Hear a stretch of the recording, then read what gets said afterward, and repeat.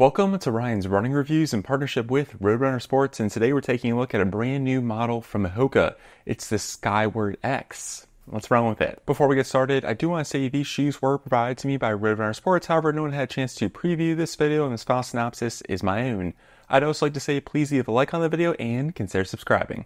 Here we go. HOKA is already known for their large running shoes, and I think the Skyward X takes it to a whole new level. This thing is absolutely wild. But what is this? Well, it's a super trainer, which means we have a carbon fiber plate, some really soft and bouncy foams, and just a ton of stack height.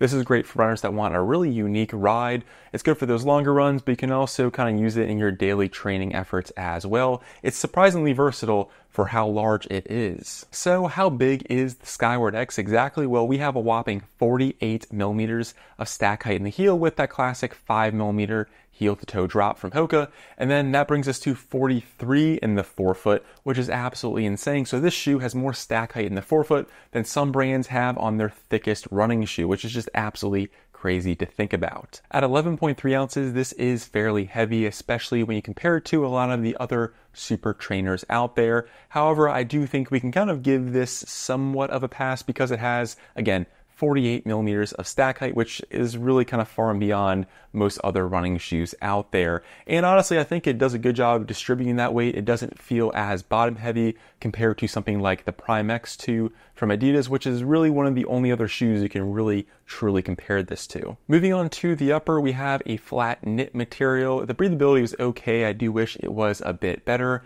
I'm assuming they went with the substantial knit fabric just to give some more support, as the shoe is quite large and you really want to make sure there's no tearing or anything like that. The shoe for me did fit true to size. It had about an average fit, wasn't overly narrow, which I know can be the case with some HOKAs, but was not as wide compared to something like the Gaviota, which I think had a really wide toe box. So for me, kind of a more typical fit. There is a fairly noticeable arch support sensation, which is pretty indicative of most HOKAs, and that definitely exists here. If we move on to the tongue, this has plenty of padding and is surprisingly not gusseted. I think most tongues on HOKA running shoes are gusseted, and that is not the case here. We do have an internal midfoot cage, so this little bit of, I guess, red material wraps around on the inside. So you have a strip of fabric on the lateral and medial side, which kind of acts as an additional layer to help keep your foot in place. Didn't really notice it. I think the lockdown here is good. And then if we go toward the back of the shoe, you have a moderate amount of padding in the ankle and Achilles section with a really stiff heel counter and a small elf ear pull tab. Again, shoe for me fit true size, pretty average fit, and I thought was quite comfortable. This midsole is absolutely wild, and I think most people have not experienced or seen anything quite like it, so let me break it down. This red foam here you see in the heel actually extends through the full length of the shoe. It's going to be a PIBA foam, a similar kind to we see in HOKA's top tier race day shoes like the Rocket and the Cielo X1. And then underneath that we have this white foam. This is going to be a supercritical EVA, a similar kind to what we see like on the Mach 6. So it's going to be a bit more stable, helps give some support to the super soft PIBA compound that sits kind of within it. You have a PIBA core and then a supercritical EVA on the outside. Now this white foam, the supercritical EVA, actually has some foam walls on the lateral and medial sides, so your foot actually sinks into the midsole, which gives you some more stability, which is necessary when you have this much stack height. But that's not all. We also have an H-shaped carbon fiber plate. I'll put a picture on the screen so you can see exactly what I'm talking about. I think the diagram does a good job of really explaining all the different components that go into this just really interesting midsole. You can actually see this carbon fiber plate if you flip the shoe over. You can also see the PIBA foam core, which is the red material. Now this plate really stiffens up the shoe. This is a very rigid training option, helps you notice the rocker geometry, and I think more importantly, stabilizes this really soft midsole. You actually see the carbon fiber plate sticking out on the lateral side of the heel. And for this shoe being so large, I was surprised with how stable it actually was. It didn't feel overly mushy or squirrely. I felt like I was quite connected to the platform and didn't feel like I was kind of fighting against the midsole. For me, this was one of the most enjoyable underfoot experiences I've ever had in a HOKA training shoe. Initially, I was a bit concerned when I saw they surrounded the PIBA foam with a supercritical EVA. I thought it would hamper the experience, and I was wrong. It did not at all. It delivers a nice level of energy return and cushioning with a very smooth ride.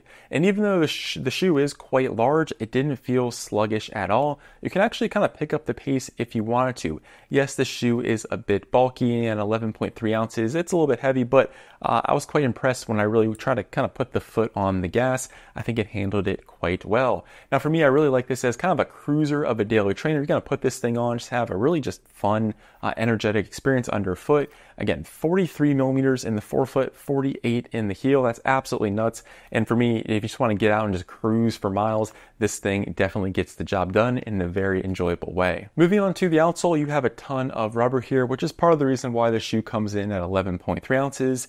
The outsole itself is incredibly wide, which does help with the stability, and the traction pattern is fairly smooth. There's not many substantial deep lugs. For me, it worked on most conventional dry surfaces, but I did take it out in the rain and had a little bit of slipping, so just be on the lookout for that. While I really do like the Skyward X, and I am a big fan of the Super Ultra Max Cushion trainers, there are a couple things I do want to point out. The first thing is you really have to be careful when taking quick direction changes or turns. Yes, it's fairly stable when you're headed the same consistent direction, but when you have this much soft midsole under your foot, it becomes quite unstable when you make that tight turn. The other thing is, I do think the upper could be a bit more breathable. It's fine, it gets the job done, but I would like a little bit more ventilation, especially as we get into these warmer months. And the last thing is, at 11.3 ounces, is that heavy? Yes. Could they figure out how to maybe save some weight? I hope so, based on some HOKA engineering, maybe a little bit less PIBA or supercritical, whatever makes it a little bit lighter. That would be wonderful. Now, it feels fine for 11.3 ounces. I think it manages that weight quite well, but I would like it to kind of bring it maybe closer to like the 10.5 ounce mark. Well, that concludes the review. Let me know in the comments what you think of HOKA's new Ultra Max Cushion Super Trainer. I would love to hear from you. I'm Ryan from Ryan's Running Reviews, and I'll catch you guys on the next one. Thanks.